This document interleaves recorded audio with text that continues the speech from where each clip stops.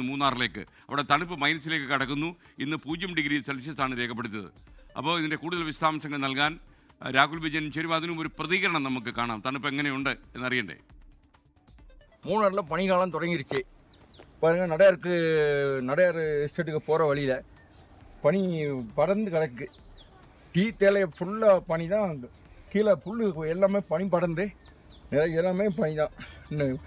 இன்னும் நமக்கு இந்த 3 மாதத்துக்கு ஃபுல்லாக மூணாரில் பனிக்காலம் தான். மூணாரில் பனிக்காலம் தொடங்கிருச்சு ராகுல் விஜயன். அந்த அருமையான மூணார் ரொம்ப தணுப்பு இருக்கே, சொல்லுங்க. സ്കൈൻ മരം കൊച്ചുന്ന തണുപ്പെന്നൊന്നും പറഞ്ഞാൽ പോരാ, അതിനും കഠിനമായിട്ടുള്ള അവസ്ഥയാണ്. അത്രത്തോളം തണുപ്പാണ് നമ്മളിപ്പോൾ നിൽക്കുന്ന സ്ഥലത്ത് പോലും. എന്തായാലും മൂന്നാറിലെ സ്ഥിതി വ്യത്യസ്തമല്ല. സാധാരണഗതിയിൽ ഈ ഡിസംബർ മാസമൊക്കെ എങ്ങനെയായിരിക്കുമോ അങ്ങനെ തന്നെയാണ് മൂന്നാറിൽ എന്നുള്ളതാണ് ഏറ്റവും പ്രധാനപ്പെട്ട കാര്യം. കാരണം അങ്ങോട്ടേക്ക് എത്തുന്ന വിനോദസഞ്ചാരികൾക്ക് കാണാൻ ഏറ്റവും ഇഷ്ടമുള്ളത് തണുത്ത് വിറച്ച മൂന്നാറിനെ തന്നെയാണ്, മഞ്ഞ് പെയ്യുന്ന മൂന്നാറിനെ തന്നെയാണ്. അതേ അവസ്ഥയിലേക്ക് എത്തിയിട്ടുണ്ട്. ഇന്നിപ്പോൾ 0 ഡിഗ്രി സെൽഷ്യസിലേക്ക് താപനില താഴ്ന്നിരിക്കുന്നു എന്നുള്ളതാണ് ഏറ്റവും പ്രധാനപ്പെട്ട കാര്യം. മൂന്നാർ, നല്ലതണ്ണി, ITD, അതുപോലെ തന്നെ നടയാർ ഉൾപ്പെടെയുള്ള ഭാഗങ്ങളിൽ 0 ഡിഗ്രിയിലേക്ക് തണുപ്പ് എത്തിയിട്ടുണ്ട് എന്നുള്ളതാണ് കണക്കുകൾ വ്യക്തമാക്കുന്നത്. മൈനസിലേക്ക് പോയ സ്ഥലങ്ങളും ഉണ്ടാകാനുള്ള സാധ്യതയുണ്ട്. ഔദ്യോഗികമായിട്ടുള്ള കണക്കുകൾ, അതിന്റെ കൃത്യമായിട്ടുള്ള റീഡിങ്ങുകൾ ഉടൻ തന്നെ ലഭ്യമാവുകയും ചെയ്യും. അതിനുശേഷം മൈനസിലേക്ക് പോയിട്ടുണ്ടെങ്കിൽ ആ കാര്യങ്ങൾ കൂടി നമ്മൾ വ്യക്തമാക്കുന്നതായിരിക്കും. എന്തായാലും മനോഹരമായ കാഴ്ചയാണ്. നമ്മൾ ഈ ദൃശ്യങ്ങൾ കാണുന്നുണ്ടെങ്കിൽ അതിന്റെ അകത്ത് ഈ കാറിലും അതുപോലെ തന്നെ പുൽത്തകിടിയിലും ഒക്കെ ഇങ്ങനെ മഞ്ഞ് വീണ് അത് കട്ട പിടിച്ച് കിടക്കുന്ന കാണാൻ തന്നെ വളരെ മനോഹരമായ കാഴ്ചയാണ്. എന്തായാലും കണ്ണിന് കൗതുകം നൽകുന്ന അല്ലെങ്കിൽ മനസ്സിന് സന്തോഷം നൽകുന്ന ഒരു കാലാവസ്ഥയിലേക്ക് മൂന്നാർ പോയിട്ടുണ്ട്. സഞ്ചാരികൾക്ക് ധൈര്യമായിട്ട് ഇങ്ങോട്ടേക്ക് വരാം. പ്രത്യേകിച്ച് ഒരു കാര്യം കൂടി പറയുകയാണ്. കാരണം ചില റീൽസുകളൊക്കെ കണ്ട് കഴിഞ്ഞ ദിവസം നമ്മൾ മൂന്നാറിൽ തണുപ്പാണ്, മഞ്ഞ് പെയ്തു എന്നൊക്കെ പറഞ്ഞ് കഴിഞ്ഞ ദിവസം വാർത്ത കൊടുത്തിരുന്നു.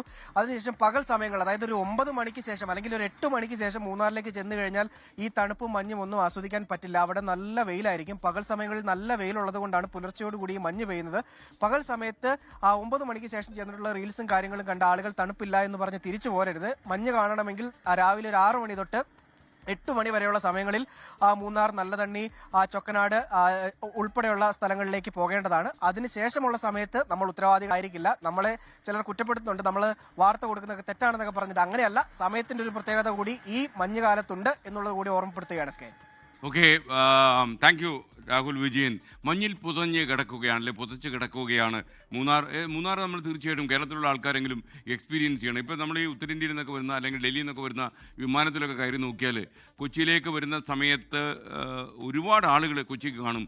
അതിൽ മലയാളികൾ തീരെ കുറവാണ്. കാര്യം വരുന്ന ടൂറിസ്റ്റുകളാണ്. ഇപ്പോൾ ദേവികുളത്തു നിന്നുള്ള ദേവികുളം താലൂക്ക് നിങ്ങൾക്കറിയാം, വലിയൊരു താലൂക്കാണ്. ആലപ്പുഴ ജില്ലയോളം വലിപ്പമുള്ള താലൂക്കാണത്. അപ്പോൾ ഈ താലൂക്കിൽ ആലപ്പുഴയിൽ നിന്നുള്ള ദേവികുളം താലൂക്കിൽ നിന്നുള്ള ദൃശ്യമാണ് പ്രേക്ഷകർ ഇപ്പോൾ കാണുന്നത്. മാത്രമല്ല ഇവിടെ മൂന്നാറിലും പരിസര പ്രദേശങ്ങളിലും മാത്രമല്ല, നല്ലതണ്ണി, കന്നിമല, നടയാർ, ഇവിടെ മാത്രമല്ല ഈ തണുപ്പ് മാങ്കുളത്തും ഈ വലിയ ശൈത്യം അനുഭവപ്പെടുന്നതെന്നാണ് ഒരു പ്രേക്ഷകർ പറയുന്നത്, അലിയാർ പറയുന്നു. അപ്പോൾ മാത്രം ഇതിപ്പം നമുക്ക് കൊച്ചിയിലെ കാക്കനാട്ട് ഇന്നലെ 18-19 ഡിഗ്രി ആയിരുന്നു തണുപ്പ്. അത്യാവശ്യത്തിൽ കൂടുതൽ തണുക്കുന്നുണ്ട് നഗരവും അതുപോലെ തന്നെ നാട്ടിൻപുറങ്ങളും.